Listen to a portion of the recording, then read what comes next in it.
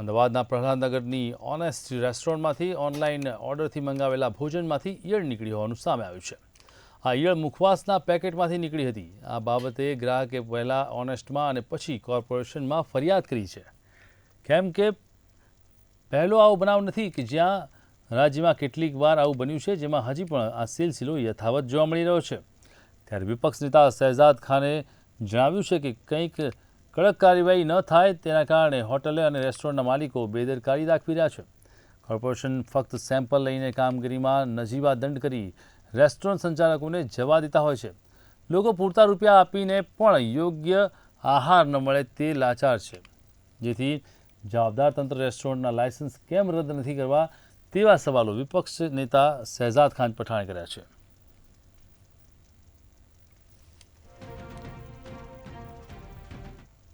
जो भी फूड विभाग के अधिकारी है वो सिर्फ एसी चैम्बर में बैठना जानते हैं।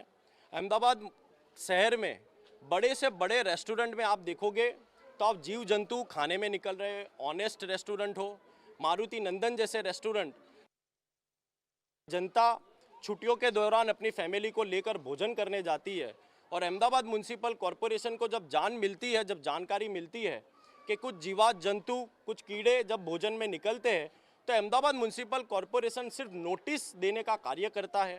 उस रेस्टोरेंट को सील नहीं किया जाता और नतीजा ये निकल रहा है कि आए दिन हर हफ्ते एक बड़े रेस्टोरेंट का नाम आता है। અમદાવાદની અંદર જીવાત નીકળવી અને સારી સારી મોટી હોટલોમાં નીકળવી તે પ્રથમ વખત નથી ને આવું દર વખતે થાય છે। જે પ્રમાણે ગ્રાહકે જે વસ્તુ મંગાવેલી, જયંતિભાઈ આપણી સાથે છે। જયંતિભાઈ, શું મંગાવેલું અને શું આવેલું? પંજાબી થાળી મંગાવેલી 2 ડીશ, એની અંદર ઈયર નીકળેલી। તો ઈયર મરેલી પ્રવાહમાં નીકળેલી। તે આગળ મેં આચાર જમતા પહેલાં જોવા જતા તો અંદરથી ઈયર નીકળી હતી। તો ઈયર માટેની અમે બોલાવ્યા, પછી મેનેજરને હોનેસ્ટવાળાને ફોન કરીને પછી મેનેજર કે હું આવું છું તૈયારી, તો એ આવ્યા। તેવાને એમને પણ ચેક કર્યું તો ઈયર જ હતી કે, અને એ લોકો પણ 2 ડીશ જોડે લઈને આવેલા કે તમે આ જ મિલ્યો, અમે પાછું લઈ જઈએ છીએ। અને એ કે અમે આચાર કે બીજેથી મંગાવીએ છીએ, એટલે અમે આની જોડે સવારે વાત કરીશું કે આવું ના નહીં કરવું જોઈએ। પરંતુ જો કોઈ ઝેરી પદાર્થ અથવા ઝેરી જીવાત હોય તો શું થઈ શકે તેમાં? તો એ જગ્યા પર અમારું મૃત્યુ પણ થઈ શકે। તો એવું ઝેરી પ્રવાહી અંદરથી નીકળ્યું હોત, કોઈ એવું નીકળ્યું તો અમે તો સારી હોટલમાંથી મેં પૈસા ખર્ચીને મંગાવવાનું મતલબ એ 50-100 રૂપિયામાં તો લારી પરથી પણ મને જમવાનું મળી જતું હતું ને। એટલેથી ઉજાલા સર્કલથી તે મારા ઘરથી તો ઉજાલા સર્કલ સુધી મારી 5 હોટલો છે, છતાં પણ મેં સ્ટાન્ડર્ડ હોટલનું કેમ મંગવાયું કે મારે હેલ્થ સારું રહેવા માટે। આવું પ્રથમ વખત નથી, વારંવાર જે મોટી મોટી હોટલો છે તેની અંદર આ રીતનું જે ભોજન છે તે મળતું હોય છે।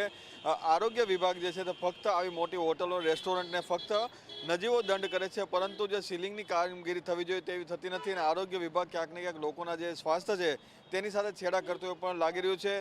કોઈ પણ મોટા પિઝા સેન્ટર લઈ લો અથવા કોઈ પણ મોટી હોટલો લઈ લો, તેની અંદર આ રીતની જે બેદરકારી ભર્યું જે ભોજન આવી રહ્યું છે, પરંતુ સાથે જ તેની સામે કડક કાર્યવાહી નથી થતી હોવાથી જે વેપારીઓ છે તે બેફામ બની રહ્યા છે અને લોકોના સ્વાસ્થ્ય સાથે ચેડા કરી રહ્યા છે। કેમેરામેન સંજય મકવાણા સાથે મેહુલ દુધરેજિયા, મંતવ્ય ન્યૂઝ, અમદાવાદ।